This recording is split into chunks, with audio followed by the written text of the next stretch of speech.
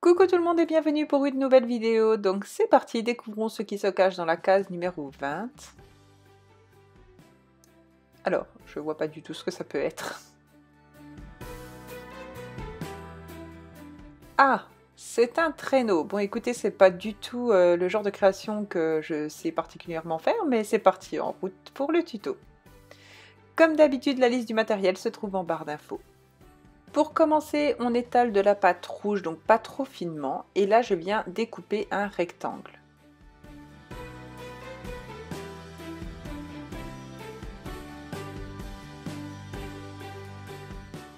Ensuite, je réétale à nouveau ma pâte rouge, à peu près de la même épaisseur, et là je viens former un rectangle mais beaucoup plus petit. Donc pour m'aider pour les proportions, je prends mon rectangle de base pour savoir à peu près la largeur puisqu'il faudra qu'il ait la même largeur.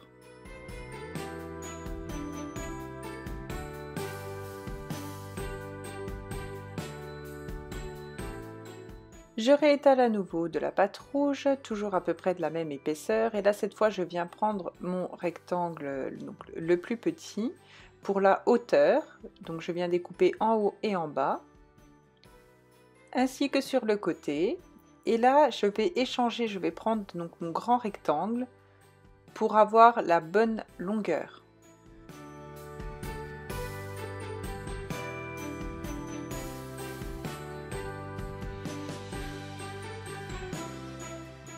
Puis je vais venir le couper donc de biais. Je réétale à nouveau ma pâte et là je viens disposer la pièce que je viens de faire sur la pâte étalée et je viens couper tout autour puisqu'il me faut deux pièces identiques. Ensuite je vais faire un boudin assez épais de la même longueur que mon rectangle de base. Je viens l'aplatir pas trop finement mais j'essaye qu'il ait à peu près les mêmes dimensions que mon rectangle. Ensuite je le pose dessus.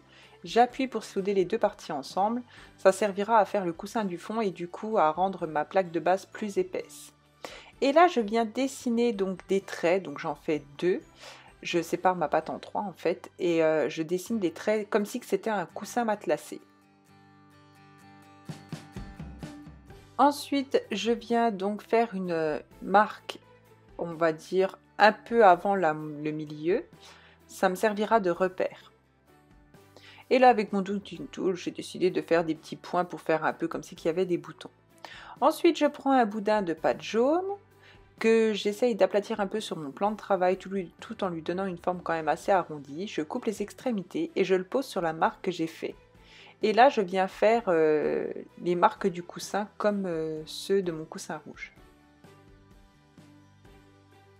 Ensuite je viens placer donc les côtés et je viens souder. Donc pour que ce soit plus facile, vous pouvez cuire votre création avant et les coller. Moi j'ai décidé de tout faire cru et je vous assure que c'était vraiment très compliqué puisque la pâte se déforme et j'ai pas fait des morceaux très épais. Donc c'était vraiment assez compliqué. Mais vous pouvez aussi, oui, cuire avant. Ensuite, je fais un boudin très fin de pâte marron et là, je viens couper un peu plus loin que mon traîneau et je viens faire deux boudins de la même taille. Donc, je place à côté mon premier boudin et je coupe l'excédent. Ensuite, je viens reformer les pointes de mon boudin. Je viens placer mon traîneau sur mes deux boudins. Je reforme un petit peu le tout. Et là, je viens recourber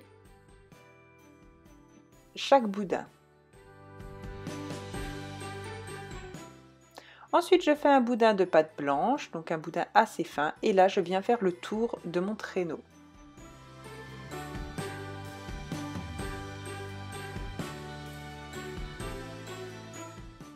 Voici mon petit traîneau de Noël. Voilà, j'espère que ce tuto vous a plu. Si ça a été le cas, n'hésitez pas à me le dire en commentaire. Et comme d'habitude, si vous avez réalisé la création du jour, n'hésitez pas à me notifier sur Instagram. Ça me ferait vraiment très plaisir de voir vos créations.